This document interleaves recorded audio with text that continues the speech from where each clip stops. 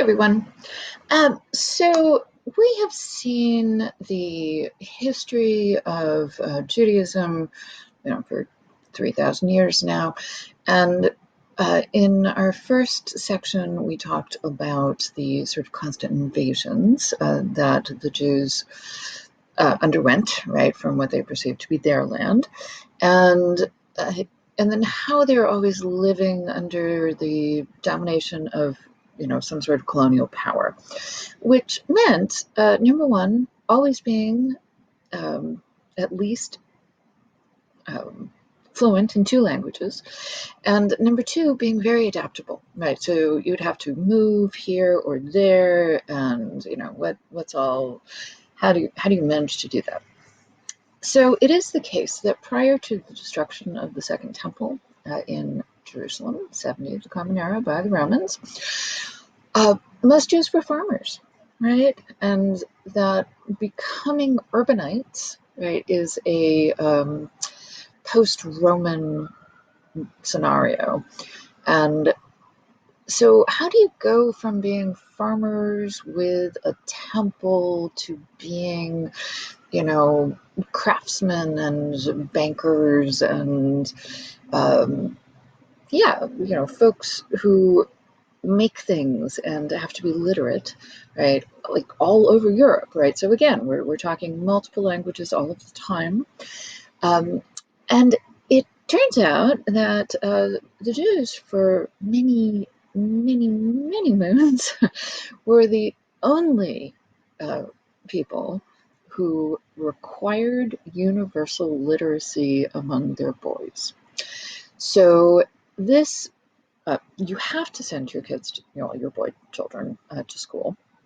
And this, of course, it doesn't help the farmers very much, right? They're like, great, you can read. I need you, over here plowing the fields. But what it does is it sort of creates this group of people who have this highly adaptive skill, right? Because there's nobody else in 200 or 400 or 600 where all of the men can read, right? This is just unheard of.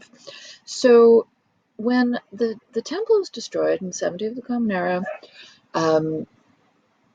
these principles that had already been in place became like the rule, right? So in order to keep the religion alive, right, remember, you need to focus on, right, the book.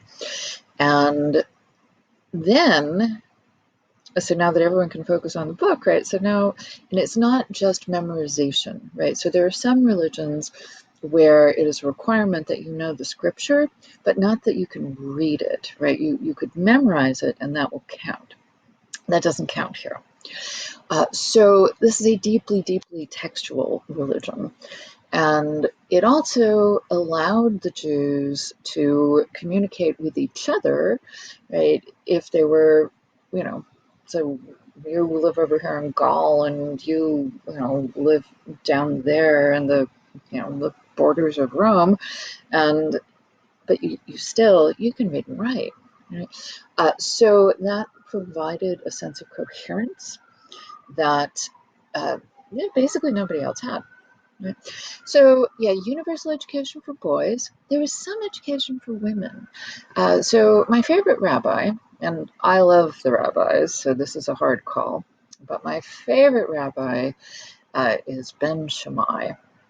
And Rabbi Ben Shammai knows that it's his job to get married and to have children, but he just loves reading so much that he can't make himself do this. He's like, and his rabbi friends are like, what are you talking about? You're being bad. You're being bad. He's like, I know, but I love to read. I love the Torah. And yeah, I'm sorry, I'm breaking the rules. So I love him. But he does eventually marry, and he marries a woman scholar, and her name is Beroria. And she shows up in the Talmud, right? She's quoted in the Talmud. She's,